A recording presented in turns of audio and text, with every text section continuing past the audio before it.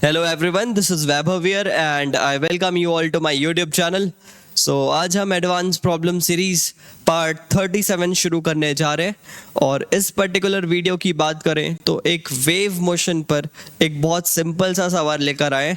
आपको बहुत इजीली बन जाना चाहिए, बट अच्छा पार्ट इस पर्टिकुलर सवाल का ये होगा कि हम इसको एक्सप्लेन और सोचना किस तरह से है ये सीखें। तो आपको एक्सप्लेनेशन ज़रूर देखना चाहिए और एक बार पहले खुद से ट्राई करें क्वेश्चन को, उसके सोल्यूशन पर जाएं और अगर नहीं होता है तो फिर आप एक बार चेक कर सकते हैं कि कैसे करना चाहिए। और अगर बात रही आप इस चैनल पर नए हैं तो आप हमारे प्लेलिस्ट वगैरह को जाकर चेक कर सकते हैं, जिसमें हमने बहुत सारी काम की बात की हुई है।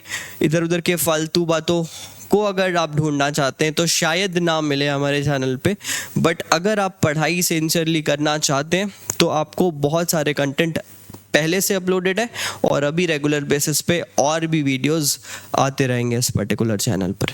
तो चलो प्रॉब्लम स्टेटमेंट के साथ शुरू करते हैं और फिर हम सॉल्यूशन वाले पार्ट की तरफ आगे बढ़ेंगे। तो देख सकते हो प्रॉब्लम स्टेटमेंट, बहुत आसान सा एक सवाल। ये स्केच दिया हुआ है, आई थिंक आप देख लिए होंगे, एंड ये 4 ऑप्शंस है जो कि आपको चेक करने हैं। ये 4 ऑप्शंस हैं जो आपको चेक करने हैं। तो चलो हम इसके सोल्यूशन वाले पार्ट की तरफ बढ़ते हैं। तो सबसे पहले चीज़, इसमें हमें ग्राफ दिया गया है। अगर आप ध्यान से देखें तो एक ग्राफ के बारे में बताया गया है और वो ग्राफ कुछ ऐसा यहाँ से शुरू हुआ है एंड देन फिर कुछ ऐसा बना हुआ है, ठीक है। आई थिंक ये 8 है, ये 2 है एंड दिस इज़ 0, ये 0 है। तो कुछ ऐसा ग्राफ हमें बना के दिखाया गया है। अच्छा, इम्पॉर्टेंट बात यहाँ पर ये है कि ये ग्राफ है किसका? ये है y वर्सेस टाइम का ग्राफ है, बट किसका? For a particle which is at a distance 8 meters from the source where the wave originates. जहाँ से वेव शुरू हुआ है उससे x is equals to 8 metre दूर पे जो पार्टिकल है उसका टाइम के साथ वेरिएशन डिस्प्लेसमेंट का हमें बनाकर यहाँ पर दिखाया गया है, ठीक है। तो अगर हम देखें तो यहाँ पर इम्पॉर्टेंट चीज़ ये देखने को मिल रही है कि ये पार्टिकल अपने मोशन को रिपीट कर रहा है इन अ गैप ऑफ 6 सेकेंड्स।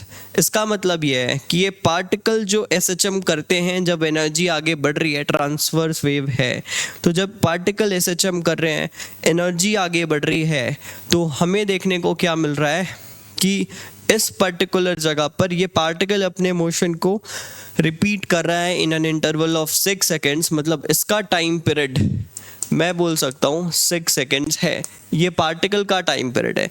और हमें पता है कि कोई भी पार्टिकल एक टाइम पीरियड पे जो मोशन करता है उसी टाइम पे वेव जो डिस्टेंस आगे बढ़ जाती है, दैट इज़ योर वेवलेंथ। उसको हम अपना वेवलेंथ बोलते हैं। दो यहाँ पर वेवलेंथ का ज़्यादा रोल है नहीं। तो मैं अगर देखूँ तो टाइम पीरियड मुझे पता है, तो ओमेगा की वैल्यू मैं निकाल सकता हूँ, तो वो कुछ π/3 आ जानी चाहिए, बिकॉज टाइम 6 सेकेंड्स है। तो हम यूज़ कर सकते हैं 2π/ω is equals to time period. तो वहाँ से हम ओमेगा की वैल्यू लिख सकते हैं। एंड के की बात करें, वेव इक्वेशन में के की नीड होगी which is wave number. So ये ω/v लिखते हैं हम। So ω/v is wave speed, I think 6 metre per second is given in the question. अगर हम एक बार इसका चेक करें तो it is 6 metre per second which is the velocity of wave. तो ठीक है, तो इट विल बी π/18। तो k की वैल्यू π/18 और ओमेगा की वैल्यू π/6, ये π/3 सॉरी। सो ये हमने 2 वैल्यूज़ यहाँ से फाइंड किया हुआ है, ठीक है। अब इस चैप्टर का या फिर बोल सकते हैं इस पर्टिकुलर क्वेश्चन का एक इम्पॉर्टेंट पॉइंट आता है जिसमें कि बोला क्या जा रहा है कि टाइम 0 पे ये पार्टिकल किसी y पे था। टाइम 0 पे ये पार्टिकल किसी y पर है। टाइम 0 का मतलब क्या होता है? टाइम 0 का मतलब है हमने अपना ऑब्जर्वेशन कब शुरू किया है। तो मैंने मान लो एक पेनी थी घड़ी और उस घड़ी पे मैंने अपना स्टॉप वॉच ऑन किया। जैसे मैंने अपना स्टॉप वॉच ऑन किया, that is time t is equals to 0। और हमें क्या देखने को मिल रहा है कि जब मैंने अपना स्टॉप वॉच शुरू किया तो x इज इक्वल्स टू 8 पे जो पार्टिकल था वो किसी y हाइट पे था, वो किसी y हाइट पे था। और अगर यहाँ पर देखें तो ये सेकेंड्स 2 है तो ये 5 होना चाहिए, और इसी तरह से ये वाला पॉइंट -1 होना चाहिए। तो इसका मतलब ये है कि मैंने टाइम 0 पे अपने वॉच को शुरू किया, बट ये पार्टिकल अपने ऑलरेडी कितने टाइम तक ऑसिलेट कर चुका है, 1 सेकेंड तक ऑलरेडी ऑसिलेट कर चुका है अगर देखा जाए तो। बट हमारे वॉच में जब मैंने इसको ऑन किया तो मैं बोल सकता हूँ ये 1 सेकेंड तक ऑलरेडी ऑसिलेट कर चुका था।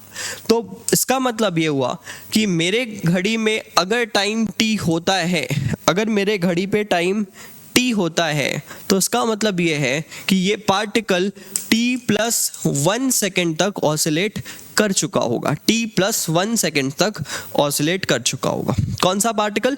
जो x = 8 मीटर पे लाई कर रहा है, ठीक है। तो वेव इक्वेशन का मतलब क्या होता है?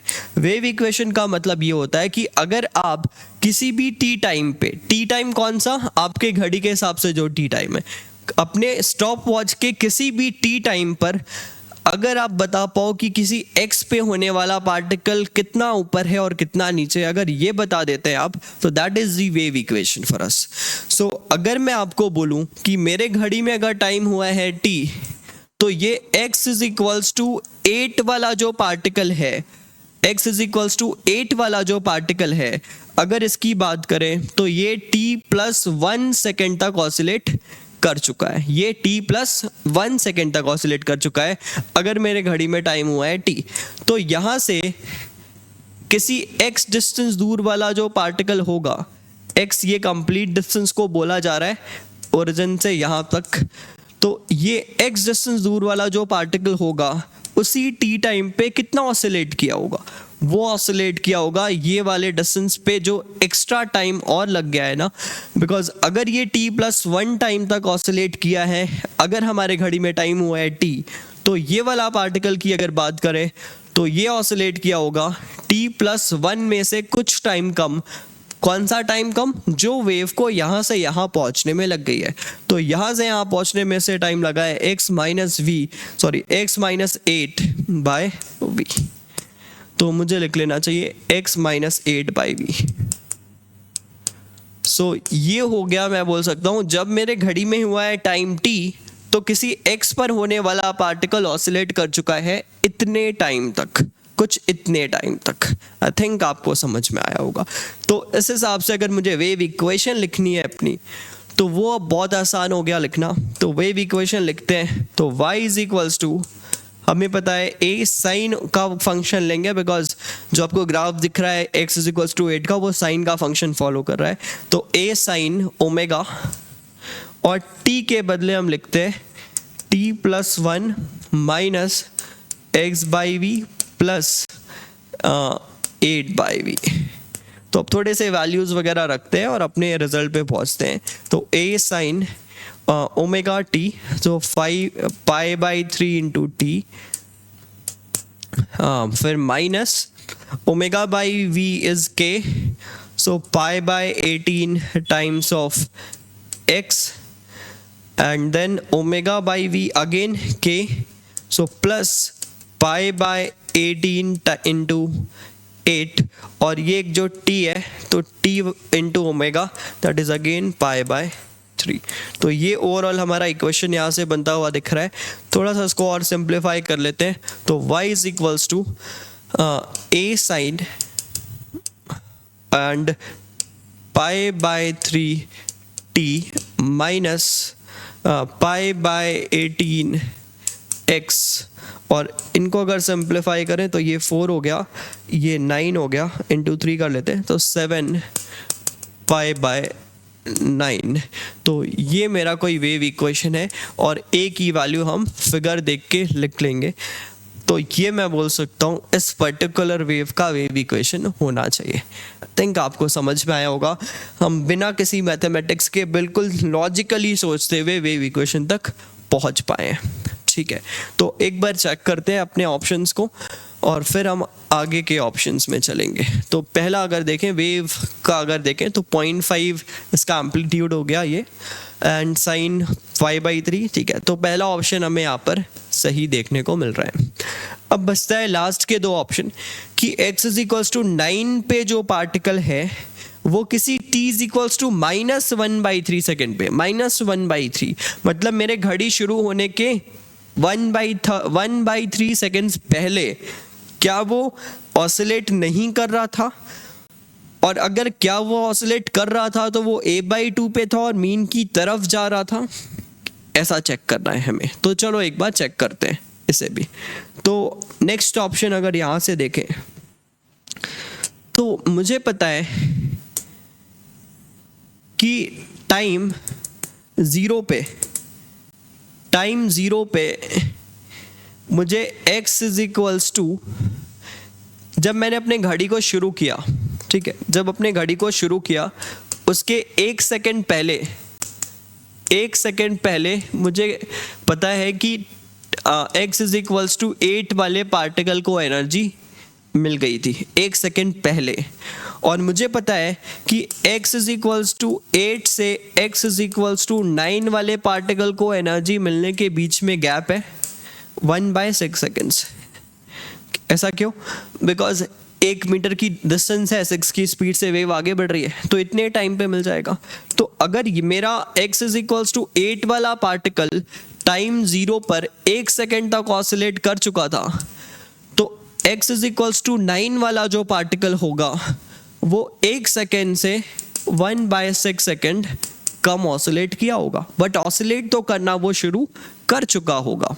तो अगर ऑप्शन सी की बात करें तो मैं यहाँ से बोल सकता हूँ कि ये वाला जो पार्ट है ये गलत है, ये वाला पार्ट गलत है, बिकॉज 1/3 सेकेंड पहले, जस्ट 1/3 सेकेंड्स पहले तो वो ऑसिलेट करना शुरू कर चुका है। बिकॉज अगर हम देखें तो 1 सेकेंड पहले अगर बात करें तो वो ऑसिलेट करना शुरू किया था,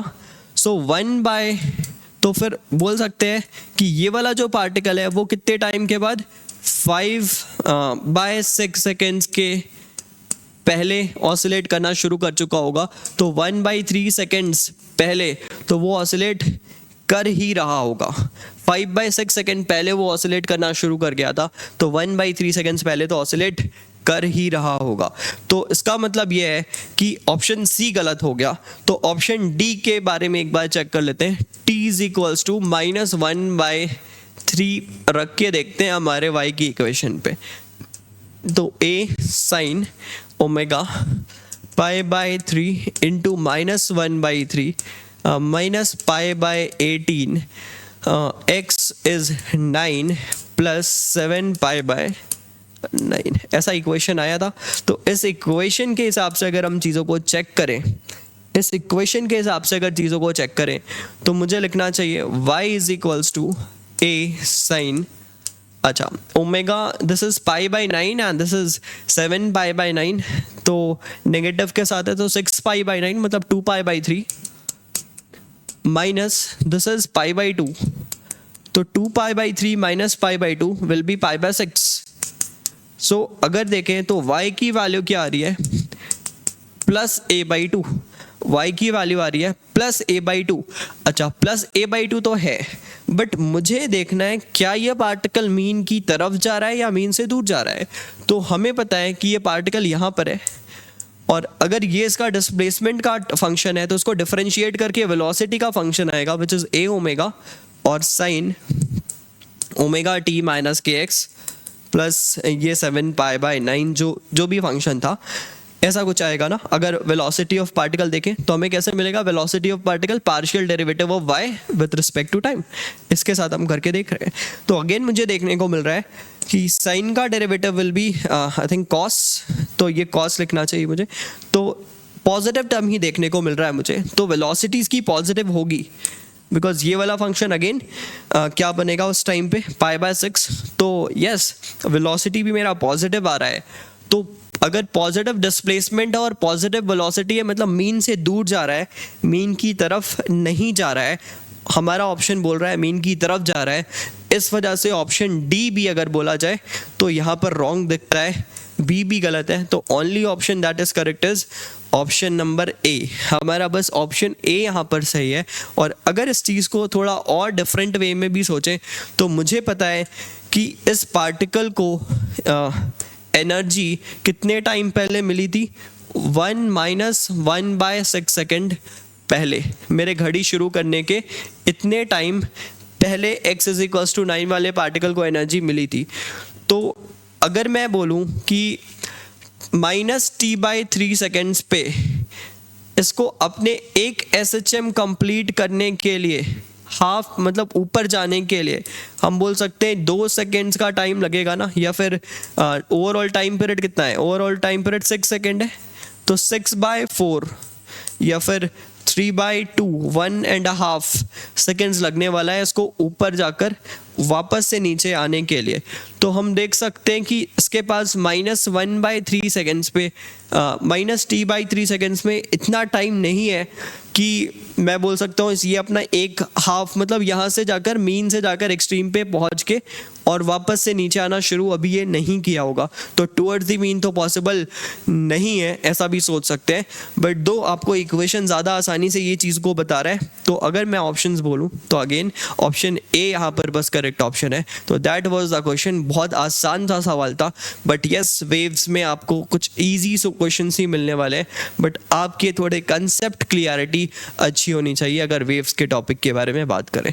तो ये था हमारा सवाल। ऐसे और भी अच्छे अच्छे सवाल, और भी थोड़े डिफिकल्ट सवाल, और बोल सकते हैं और भी थोड़े अच्छे कंसेप्ट्स वीडियोस इस चैनल पे लगातार आते रहेंगे। तो आप इस चैनल को सब्सक्राइब कर सकते हैं और अपने फ्रेंड्स के साथ भी शेयर कर सकते हैं। तो थैंक यू वेरी मच, अगले वीडियो पर मिलते हैं।